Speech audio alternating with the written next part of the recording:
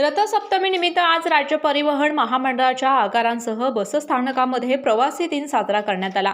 कोडोली बसस्थानकामध्ये अखिल भारतीय ग्राहक पंचायत पन्हाळा तालुक्याच्या वतीनं प्रवासी दिन साजरा करण्यात आला।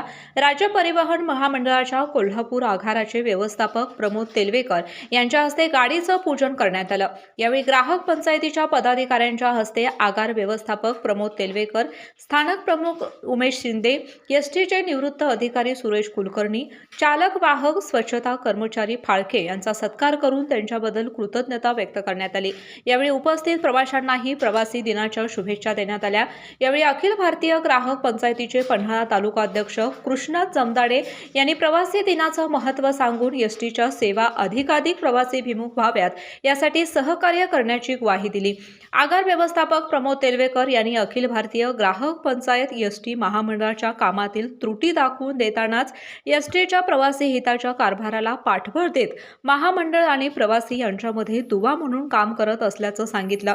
एसटी महामंडळातील सर्वच घटक प्रवाशांच्या सेवेसाठी हे ब्रीद सार्थ ठरवण्यासाठी प्रयत्नशील असल्याचंही त्यांनी नमूद केलं।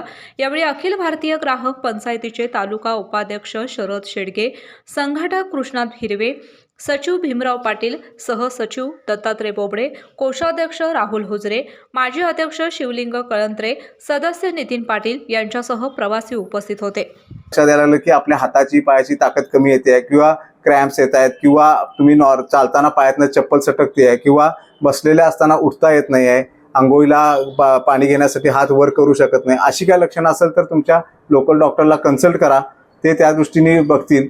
पण सारखं डोक्यामध्ये मला जीबीएस झालाय का हे सारखे जे एक निगेटिव्ह विचार असतात हे टाळा। जीबीएस झाला म्हणजे काय खूप मोठी गोष्ट झाली नाही, त्यामध्ये रिकव्हरी ही एकदम चांगल्या पद्धतीने असते। त्यामुळे स्वतःची काळजी घ्या, लक्षणं लवकर ओळखा, तुमच्या डॉक्टरांचा योग्य वेळेला सल्ला घ्या आणि मला 100% खात्री आहे की तुम्ही यातनं चांगल्या पद्धतीने बरे होऊ शकाल। धन्यवाद। अशाच नवनवीन अपडेट पाहण्यासाठी आमच्या केके न्यूज चॅनेलला सबस्क्राईब करा।